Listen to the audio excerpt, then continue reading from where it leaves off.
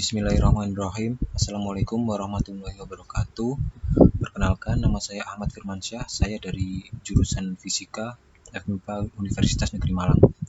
Pada kesempatan kali ini saya akan menjelaskan mengenai desain operasional penelitian hibah skripsi sumber dana PNBP Universitas Negeri Malang.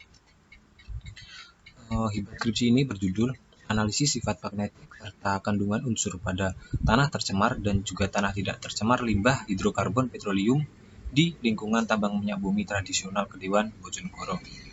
Nah, untuk ketuanya yaitu Dr. Siti Zulaika, untuk anggota 1 yaitu pembimbing 2 Daeng Ahmad Suhaidi, dan anggota kedua yaitu mahasiswanya Ahmad Firmansyah. Oke, untuk pendahuluannya yaitu metode magnetik telah digunakan sebagai salah satu survei eksplorasi hidrokarbon karena beberapa penelitian menunjukkan adanya hubungan anomali magnetik dengan keberadaan hidrokarbon di bawah permukaan.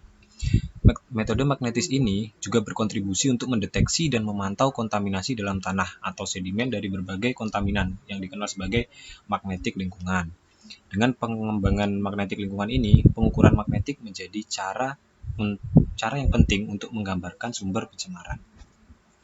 Penelitian ini berfokus pada uji laboratorium untuk mengetahui nilai suseptibilitas magnetik dan juga kandungan unsur yang terkandung dari sampel yang diambil dari daerah yang teridentifikasi tercemar limbah hidrokarbon, sehingga kita tujuannya dapat mengklasifikasikan daerah-daerah yang aman dari pencemaran tersebut. Kita dapat memetakan daerah yang masih bersih dan juga kita dapat memetakan daerah yang sudah tercemar beserta persentase pencemarannya. Nah, ini beberapa referensi yang diambil untuk menguatkan kajian teori sang penulis. Lalu untuk metode penyelesaian penelitiannya, yang pertama rincian bahan. Bahannya ini ada dua, yaitu sampel tanah tercemar dan juga sampel tanah tidak tercemar. Lalu peralatannya ada laptop, sendok plastik, cutter, wadah plastik, holder 10 mm untuk wadah sampel, plastik klip, spatula sampel, plastik urep, isolatif, mortir stamper ini digunakan untuk menggerus sampel untuk uji XRF, ada neraca digital, ada alat MS2B untuk mengukur suseptibilitas magnetik, dan juga alat XRF. Lalu untuk poin ketiga yaitu pembuatan peta penelitian. Nah, di sini ada dua peta. Yang pertama yaitu peta survei lokasi penelitian, dan yang kedua dibuat peta titik-titik pengambilan sampel. Jadi ada 23 titik pengambilan sampel itu dipetakan. Lalu untuk poin keempat yaitu mengenai pengumpulan data dan karakterisasi, yaitu pada tanggal 15 sampai 17 Oktober 2020 dilakukan survei di lokasi penelitian di penambangan sumur minyak bumi tradisional Bojonegoro. Nah, untuk yang kedua setelah itu yaitu dilakukan pengambilan sampel di 23 titik lokasi penelitian.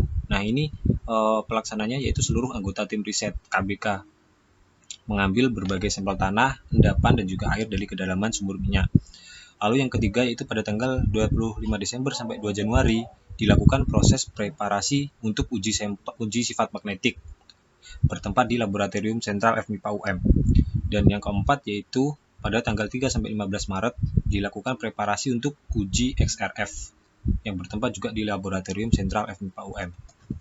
Lalu untuk analisis datanya yaitu ada pengukuran nilai suseptibilitas magnetik tanah tercemar dan juga pengukuran nilai suseptibilitas magnetik tanah tidak tercemar dilakukan di Laboratorium Sentral FMIPA UM. Lalu yang ketiga yaitu proses analisis dari data nilai suseptibilitas magnetik tersebut. Lalu yang keempat yaitu pengujian kandungan unsur sampel tanah tercemar dan tidak tercemar. Dan yang kelima yaitu pembuatan peta sebaran nilai suseptibilitas magnetik di lokasi penelitian. Jadi terciptanya peta indeks nilai suseptibilitas magnetik di lokasi penelitian. Yang keenam yaitu menganalisis hubungan nilai suseptibilitas tersebut dengan kandungan unsur pada sampel.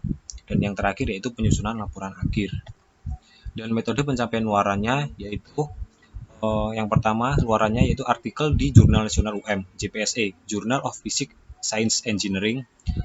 Tahap kegiatannya bisa dilihat pada layar. Dan juga luaran yang kedua yaitu naskah skripsi.